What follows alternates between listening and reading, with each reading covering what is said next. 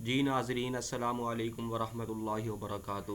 جی ناظرین، جیسا کہ ہمارا پچھلا موضوع جو تھا وہ یہ تھا کہ آپ صلی اللہ علیہ وسلم اور آپ صلی اللہ علیہ وسلم کے صحابہ پر تکالیف آئی اور ان تکالیف پر آپ صلی اللہ علیہ وسلم نے صبر کیا، تو لیکن ہمیشہ کے لیے صبر کا حکم آپ صلی اللہ علیہ وسلم کو بھی نہیں تھا کہ آپ صلی اللہ علیہ وسلم ہمیشہ کے لیے کفار کے ظلم و ستم سہتے رہے۔ تو اسی لیے اللہ تبارک و تعالیٰ نے میدان بدر میں آپ صلی اللہ علیہ وسلم اور آپ صلی اللہ علیہ وسلم کے صحابہ کو اترنے کا حکم دیا گیا۔ تو آج میں چند واقعات، چند حوالے جو ہے وہ غزوہ بدر کے حوالے سے پیش کروں گا۔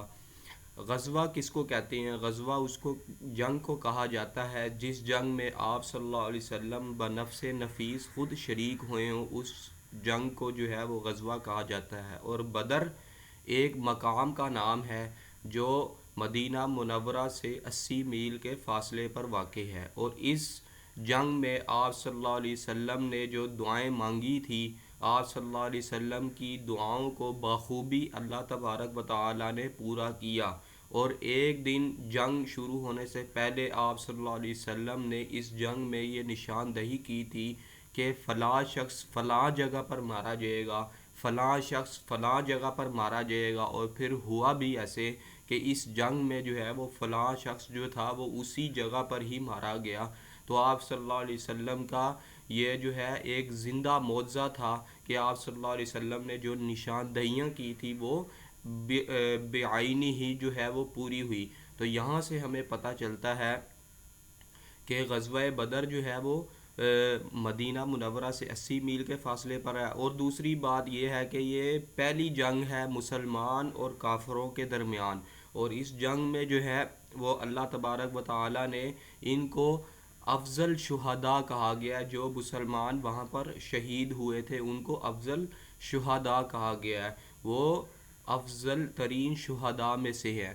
تو صحابہ اکرام کے درجات ہیں، ان درجات میں جو سب سے اونچا درجہ ہے وہ حضرت خلفائے راشدین رضی اللہ تعالی عنہم اجمعین کا ہے۔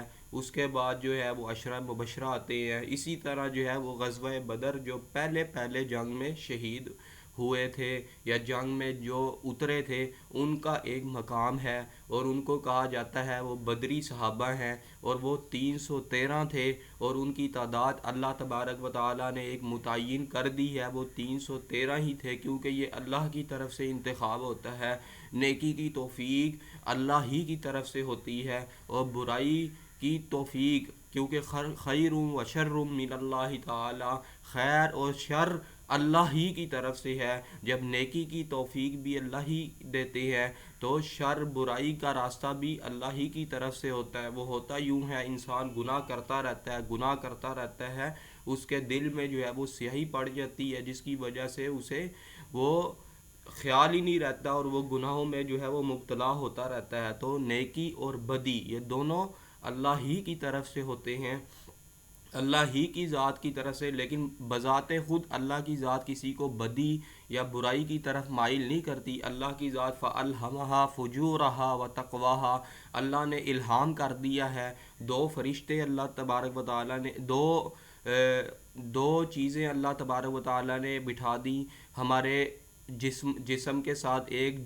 جن شیطان کی شکل میں، اور ایک فرشتہ نیک بات کی تلقین کرتا ہے، اور شیطان جو ہے وہ ہمیں برے کام کی طرف جو ہے وہ بلاتا ہے۔